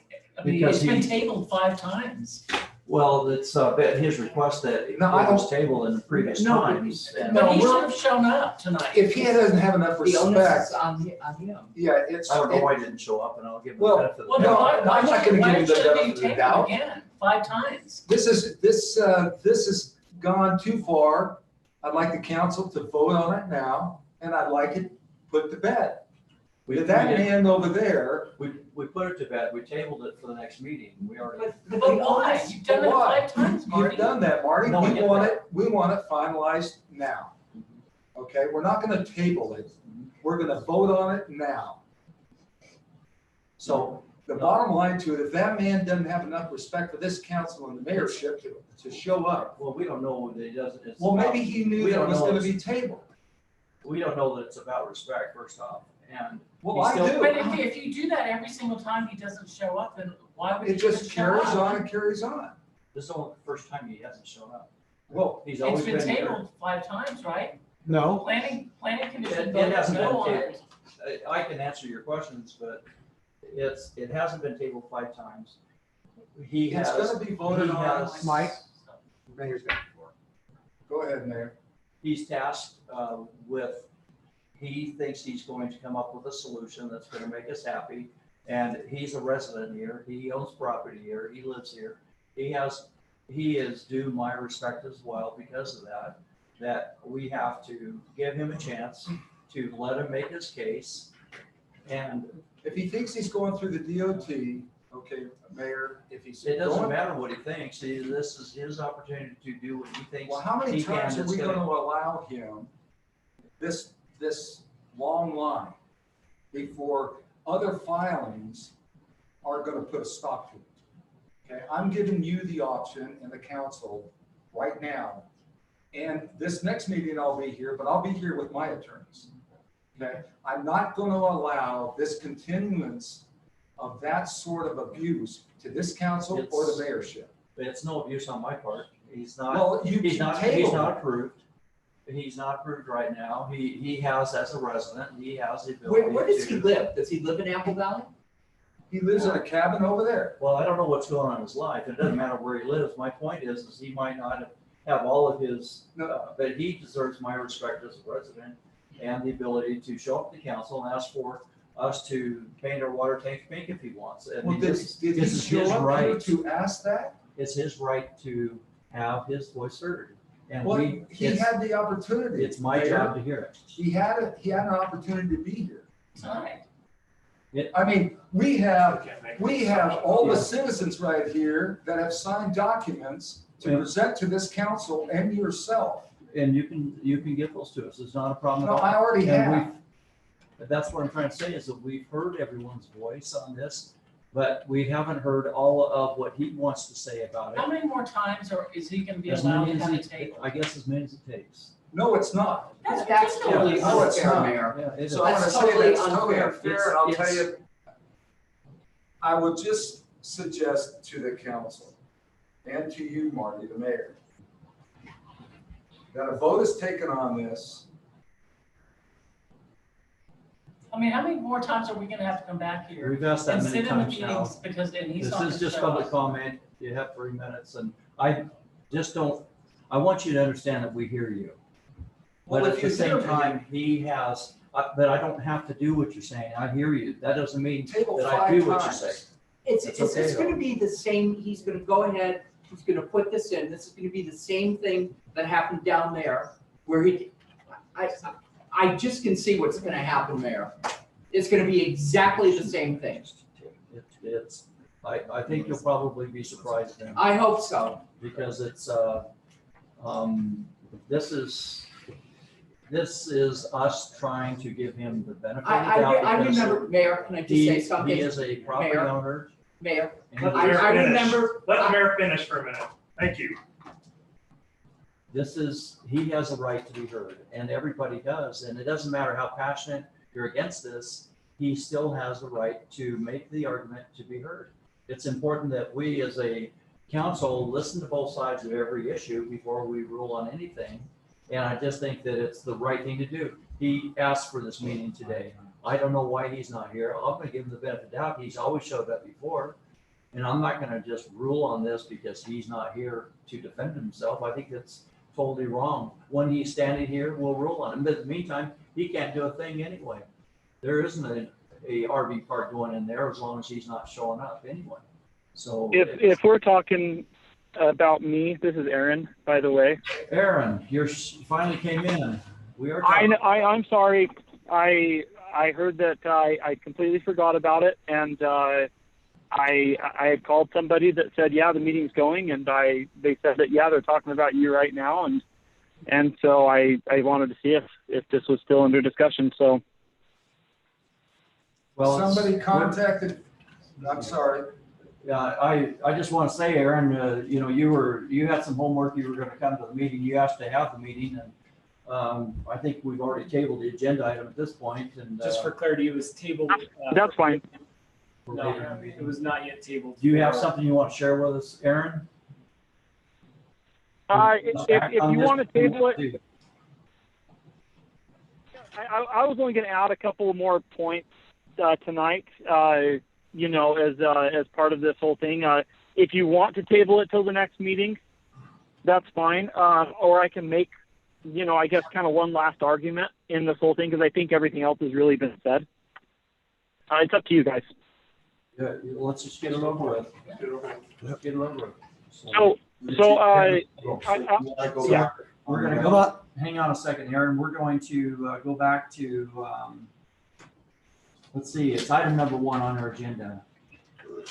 So discussion possible action, zone change application, AB 1335 from commercial C2 to recreational vehicle park zone for Aaron Stout. Go ahead, Aaron, it's your turn. I'm sorry. Hang on a second. Yeah. Sure. Matter of point here is, I need to close public comment. Does anybody else have a public comment before we get going on this other item?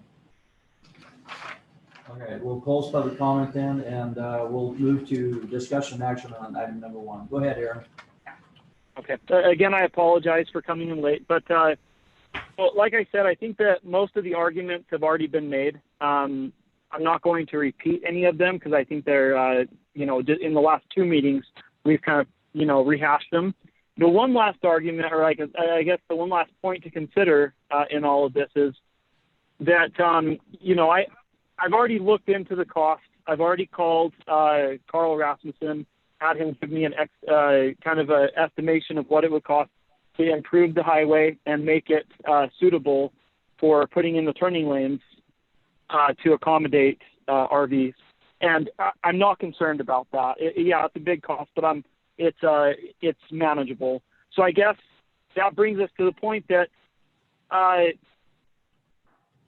you put it in before I do the project, and that's totally fine. That's understandable before I even start moving dirt. But if it doesn't get approved, nothing happens with that law. And let's say something happens on the north side of the highway with Cedar, what was it called? Desert Rose. Who is going to fork out the entire amount of money to put in the very needed improvement that needs to go there? You know, I'm not saying that I'm not going to be willing to help out there, but I'm certainly don't feel like I'm responsible for the entire thing. I know that the town would have an extremely difficult time coming up with tens of thousands or $100,000 to help put that in. So if that ever happens, and if those turning lanes are ever switched back over to the north side of the road for Desert Rose, and you know, that's going to present a problem for not only me but also for all the residents that live on Apple Valley Drive. However, as I guess, a reason that it would be good to approve this is that it's going to solve that problem. I will be responsible for putting in the entire improvement. The town will never have to worry about it ever again. It will be there going forward, and it's something that's off the town's plate. It's something that's off my plate, and everything is settled. But if nothing gets approved on that property, that other 5 acres, you know, if the town keeps, you know, declining projects and businesses to go there, when is that improvement going to be put in, and when is the problem going to be solved to get turning lanes in there to service both sides of the road? It's just mitigating a problem. It's solving a problem that will probably come up in the future if anything does happen for Desert Rose or anything else on the north side of the highway, because it's not just Desert Rose. If anything happens on the north side of the highway, any development, they have rights to take back those lanes because it's meant for the north side of the highway. And that presents, again, it just presents that same problem for all the residents and myself that are on Apple Valley Drive. So. Right. Is there any discussion with the council? Anybody have any comments, questions for Aaron? Anybody want to make a motion on this approval, or where you guys at?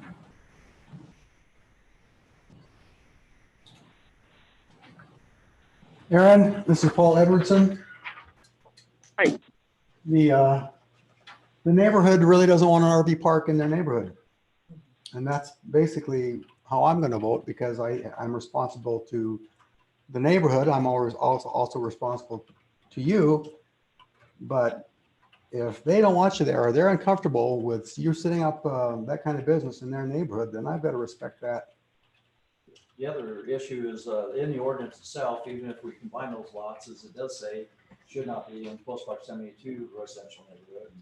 It doesn't get much closer than where you're at compared to where the neighbors are.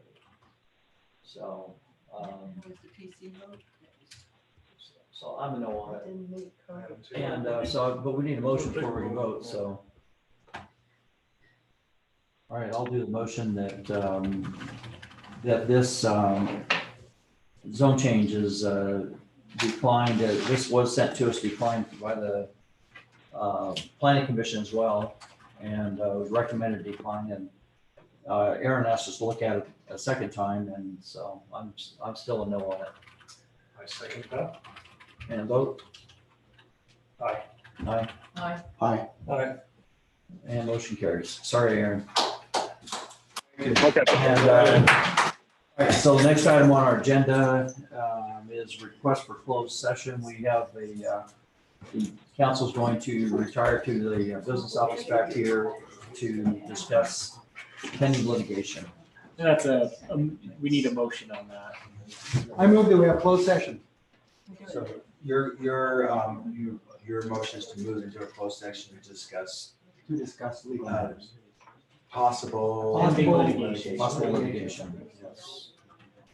And a second. Second. Still there, and vote. Aye. Aye. Aye. Council members and mayor, I appreciate it, man. Debbie, I didn't get your vote. Thank you.